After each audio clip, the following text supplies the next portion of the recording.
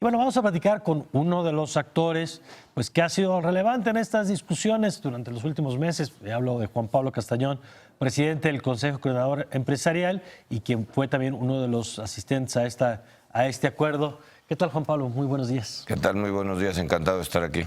A ver, para explicarle a la gente de manera clara, ¿en qué le beneficia este acuerdo que se firmó hace unos días? Estuvo presente el CCE, la CTM, buena parte del gabinete del presidente Peña. ¿Cuáles serían algunos efectos o beneficios concretos para la gente que nos está viendo? Empleo. El empleo es la pieza fundamental del acuerdo, el entorno mediante el cual hemos construido 35 acciones para preservar el empleo, aumentando la inversión. No hay empleo si no se invierten en nuevas empresas. Y lo que nosotros estamos buscando es fortalecer el empleo, sobre todo ante las posibles negociaciones con Estados Unidos. Necesitamos aumentar la inversión en México porque es probable que algunas inversiones que vengan del norte se van a retrasar. Esperemos que solo se retrasen, en el segundo semestre empiecen a caer, y que es momento de fortalecer que las empresas mexicanas tengan mayores facilidades para invertir en México y generar empleos. ¿Pero aquí. qué se va a hacer, por ejemplo, en ese sentido? Es decir, ¿qué va a cambiar de la forma en la que opera el gobierno para facilitar la creación de nuevas empresas?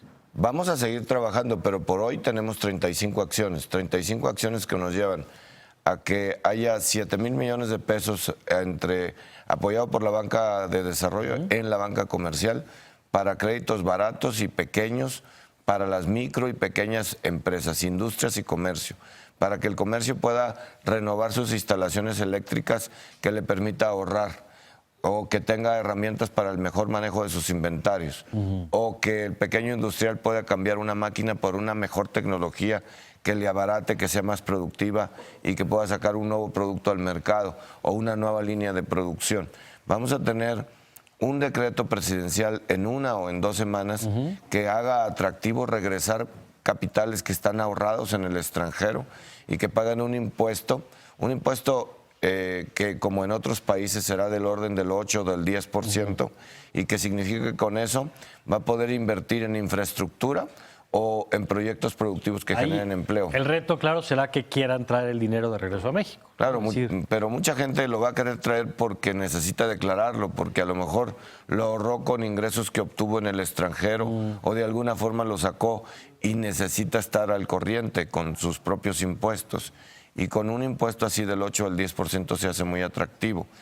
Y el diésel agropecuario tendrá subsidio. Las empresas del transporte, tanto de carga como del transporte urbano, pueden deducir el IEPS que pagan al pagar la gasolina.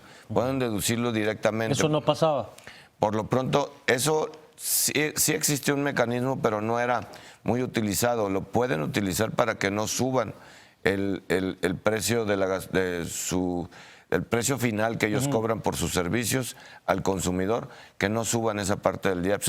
Es decir, 3 pesos no tiene por qué impactar. Ahora, hay una parte de las críticas que se han hecho al acuerdo, una parte tiene que ver con decir, bueno, a lo mejor no hay mensajes o beneficios muy concretos que la gente pueda ver, por eso era un poco la pregunta, pero la otra es si no se quedó corto en otros aspectos que la sociedad, incluso el propio CCE, ha estado planteando. Pienso concretamente en el tema de la corrupción. ¿Qué le faltó o qué seguiría del acuerdo que no vimos, pero que es una exigencia hoy de la sociedad? Y que lo pusimos sobre la mesa. El mismo día, en las palabras que yo tuve en esa ocasión, les comenté a todos los asistentes, al presidente de la República incluso, y lo he venido comentando con los secretarios en las negociaciones. Ninguna medida en términos económicos puede aterrizarse y preservar en el tiempo si no tenemos avances sustanciales en el Sistema Nacional Anticorrupción y acciones específicas por parte del gobierno y sus instituciones para que aquellos que han tenido o se sospecha que hicieron mal uso de los recursos públicos estén sujetos a un proceso. ¿Y qué respuesta ha encontrado? De que ya están muy cerca, de que pronto nos darán noticias a ese respecto. Porque ahí, por supuesto, el tema es que hay un enojo. En ningún país del mundo le gusta a la gente pagar más impuestos, así sea empaquetado de la forma que sea. Los impuestos no son populares, por eso se llaman impuestos.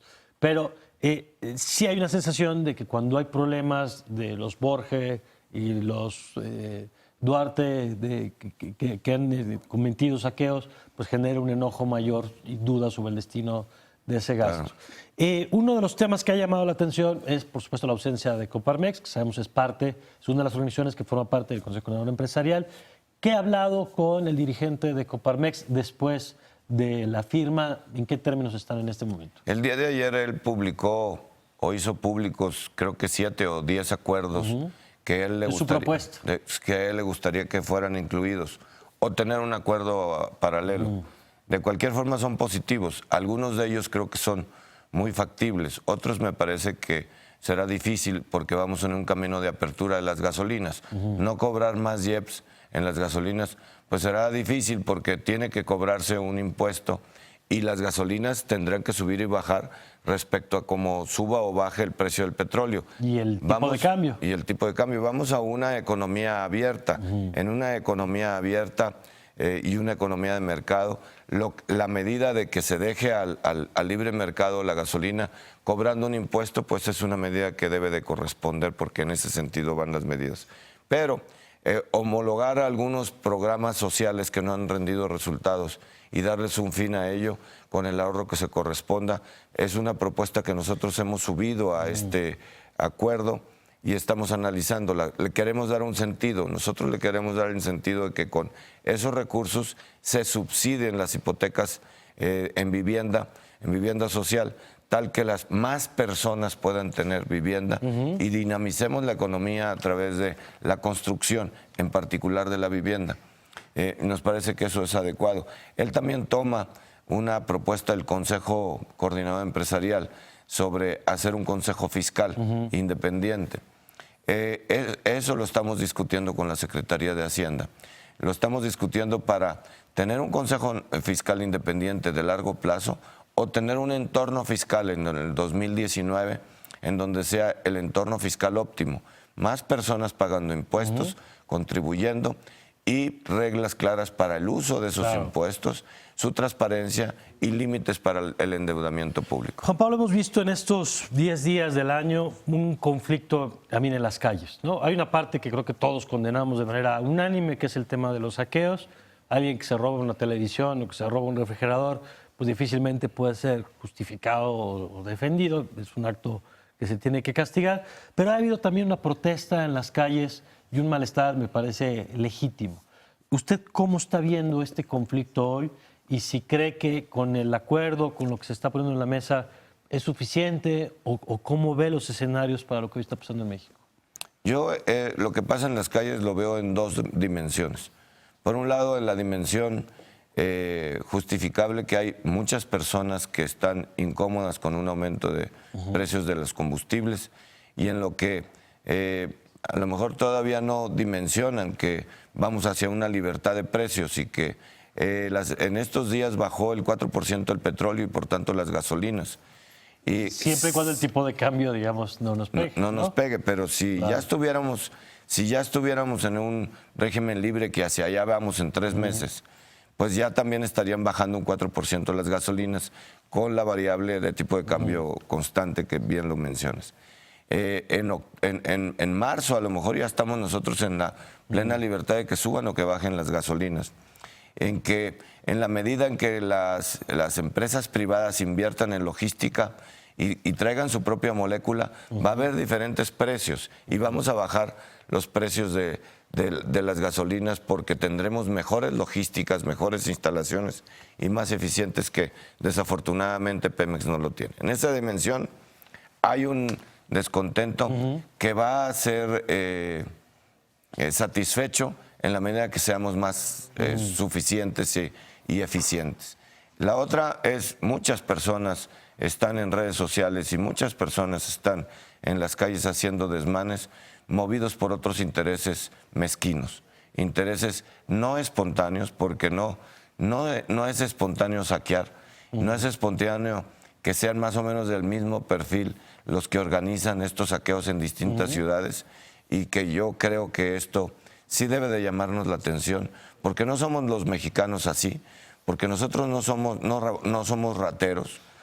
Seguramente es un movimiento que que está tratando de desestabilizar y de agrandar el problema para hacer un problema más serio, más grande, y que debe de ser investigado y debe de ser detectado y denunciado.